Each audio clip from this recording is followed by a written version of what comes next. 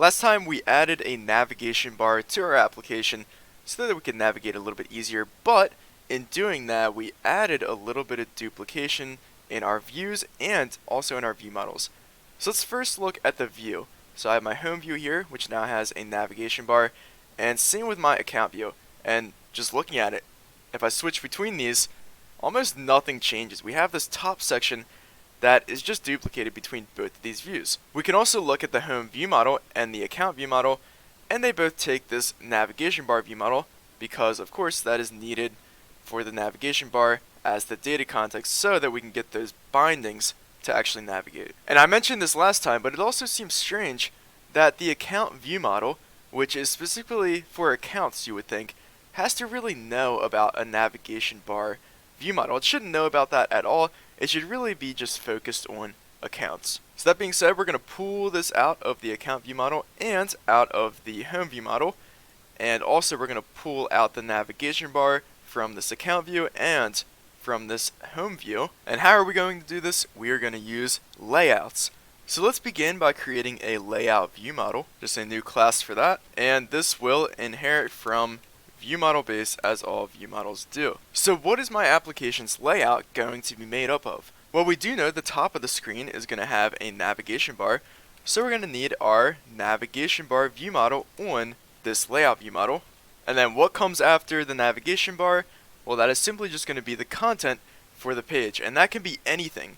So we are just going to have this as our view model base, which means we can basically plug in any kind of view model into this layout, which is good because really any of these pages should be able to go inside of the layout. And we will refer to this as the content, so this will be the content view model. And both of these will come through the constructor. So just get that generated, and that should be it for the layout view model for now. And maybe I should have done this first, but now let's go into creating the layout UI. So we're going to have a component for this, and this will be a user control, the layout. And as I mentioned previously, the top of our layout is going to be the navigation bar, and the second part, the bottom of our layout, and really filling the entire rest of the screen, is going to be our actual page content. So there's really two parts to our layout, and that said, we are going to have two rows. So the first row will be auto height, but everything after that, the actual page content, we want to fill the rest of the page, so that will be star height. And then the top row, we have our navigation bar, so grid row 0, and the data context is going to have to be our navigation bar view model on the layout view model. And this layout view model should be the data context for this layout control, which we will get set up eventually. But then after the navigation bar, we're just going to have a grid, and this is going to have a content control inside of it, and the content is going to be our content view model. So we can bind to that, and I also want that grid to have a max width of 1000 and a margin of 20, because that is what I've been consistently using as the constraints for my inner content on the home view and account view. So there we go. And actually, I don't think I need this all in a grid. I feel like I could just put these dependency properties on the content control. So let's do that. Just get rid of the grid, and this will be grid row 1. And for this content control, I should mention, say our content view model is a home view model, this is going to know to render the home view because in our main window we have these data templates set up here. So anywhere in our main window, whenever we try to render a home view model, it'll map that to a home view with the data context of the home view being a home view model. And since all of these data templates are defined basically at the root of our application in the main window, they will propagate down to other content controls. And actually, while we're here, we're going to need another data template. This time we're going to be mapping the layout view model to our brand new layout component. So import that component's namespace. So now our layout component should have a data context of layout view model, which means we can access these bindings. And also, whenever we show a layout view model as the current view model, it's going to render the layout correctly. So let's continue integrating this layout with our application, which means we're going to remove the layout related stuff from our specific views. So before we were actually defining the navigation bar in our account view and home view, and we had these properties to constrain our page content, and we were duplicating, but now we don't have to. We can simply remove these and rely on our layout. So just cut that out. We're going to have to cut out this bottom grid down here. And same thing with the account view. Just remove the layout related stuff, which is great because now the account view and the home view only care about account related content and home related content. And that is the same for our home view model, which no longer needs to know about a navigation bar view model, so we can completely remove that. There we go, much simpler now.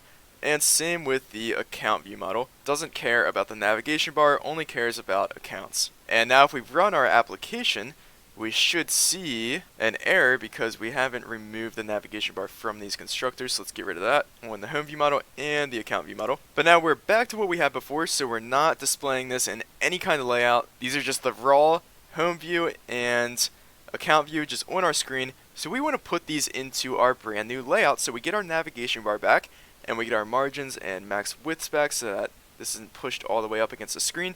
How are we going to get our layout back in here? Well, the main goal here, if we look at our main window, we will want the current view model for the application to be a layout view model so that we render this layout view. And that current view model is on our main view model and comes from the navigation store. So if this current view model was a layout view model, we would render our layout. So that's step one. We want a layout view model as the current view model. And then, if we look at our layout, we would want the content view model, which is a property on our layout view model, to be the page that we want to be on. So if we want to be on the home view, we want this to be the home view model, which means back in our app.xaml.cs, when we create a home navigation service, we really want this navigation service to take us to a layout view model that has a home view model as the content view model property. We don't just want to go straight to the home view model. We need that to be within a layout view model. So we could just change this to a navigation service for a layout view model and update that everywhere. Maybe instantiate a new layout view model on here with the content view model as a home view model. But if we look at our navigation bar view model, this requires a navigation service for a home view model, which it should because this is the home navigation service. So if instead our home navigation service had to be a navigation service for a layout view model, then we'd have to change our navigation bar to take in a navigation service for a layout view model. And I don't necessarily feel like that is right, because why should the home navigation service be a navigation service for a layout view model? And along with that, what if I wanted to remove my layout? I'd have to go back and change this again back to the navigation service for a home view model. So really, I want a more flexible solution. So the more flexible solution I have is, first, we are going to extract this navigation service to an interface. So in INavigationService, just rip that out. And this should also be generic for a TView model with same constraint as before. TView model is a view model base. And make sure we update our interface to use that generic, which we also have defined on our navigation service. So now this has been extracted to an INavigationService for some kind of view model. Let's go ahead and depend on this INavigationService throughout our application. So if we go back to our app.xaml.cs, this should be an INavigationService. Let me switch this back to home view model before I forget, and just go through and fix all these. So an INavigationService everywhere. Update the view models to take an INavigationService. The navigate command needs an INavigationService. And don't worry, I'll go over why we're doing this in a little bit, but keep on updating everything. Here we go. Can't forget the login commands either. And finally, the navigation bar view model needs an INavigationService as well. Alright, I think I got everything depending on our interface. So now that we depend on our interface, we can create a different navigation service that implements this interface and does whatever kind of navigation we want. So, that being said, I want a layout navigation service. So let's create a class for that, the layout navigation service. And we're going to have the same constraint that we had before. So I'm just going to copy all of this because we're also going to implement the INavigationService.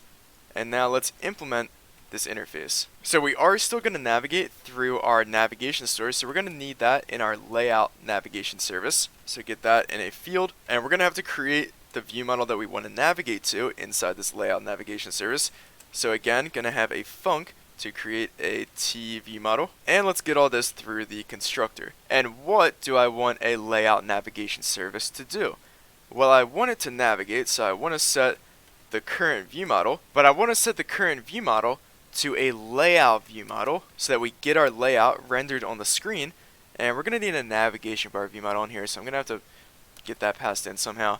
But I want the content for my layout view model to be the view model we're ultimately trying to navigate to.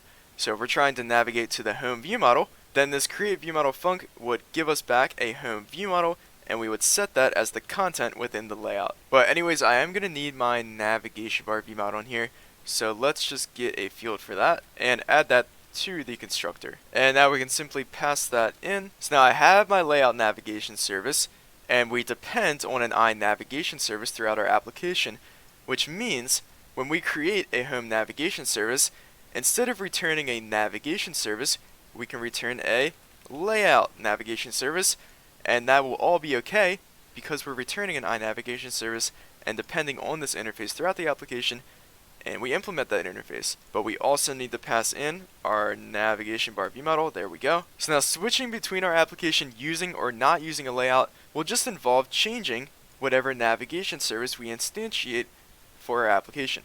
And let's actually do the account view model as well.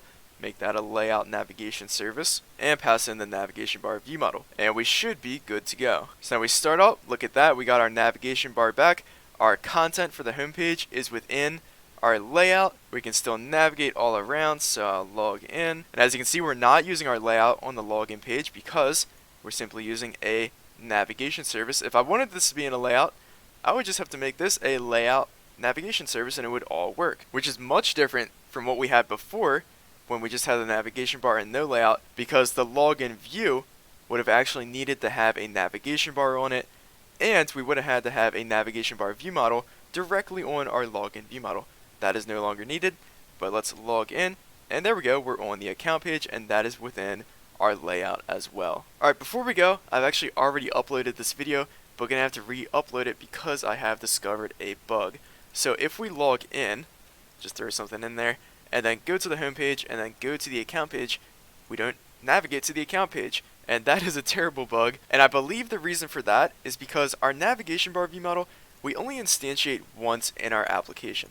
So we just do that in the startup, which means whenever we navigate with this layout navigation service, we're passing in the same navigation bar view model every time.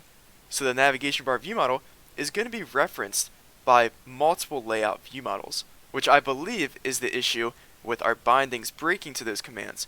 So what we have to do instead is create one navigation bar view model for each layout view model. And the easiest way to do that is just have a callback function here to create a navigation bar view model. So pretty much a factory, but without the bloat of having an entire factory class. And now let's generate a new constructor, get rid of the old one. And now when we instantiate a new layout view model, we will create a navigation bar view model with our callback function. And now let's update that in the app.xaml.cs. So we don't want a single instance navigation bar view model, so get rid of that field. And we're going to move this instantiation to a function. So create navigation bar view model, and then get rid of that field. But now that we got this in a function, let me just move this down here. We can pass that function into our layout navigation service to create a new navigation bar view model, and now all should be good. So we log in and we can switch between the views, so the bindings are no longer broken. And I do think that it was because we had a single navigation bar view model instance being passed to multiple layout view models that we created, but not entirely sure. And this is actually a good improvement because in the next video I want to talk about disposing view models, which means it would have been an issue if our navigation bar view model was a single instance for the entire application's lifetime anyways. We want all view models to be transient, meaning we create and destroy them throughout the application's lifetime. So just wanted to clean this up. So layouts are actually pretty powerful because we've reduced our XAML duplication by moving it into this layout control, and we also removed our navigation bar view model from our specific home view model and account view models. So all these view models have to care about is the account content and the home content. No need to worry about a layout. So hopefully this is helpful for your own applications and can help you achieve your navigation needs. If you have any questions, criticisms, or concerns, be sure to leave them below in the comment section. But other than that, leave a like or subscribe for more. Thank you.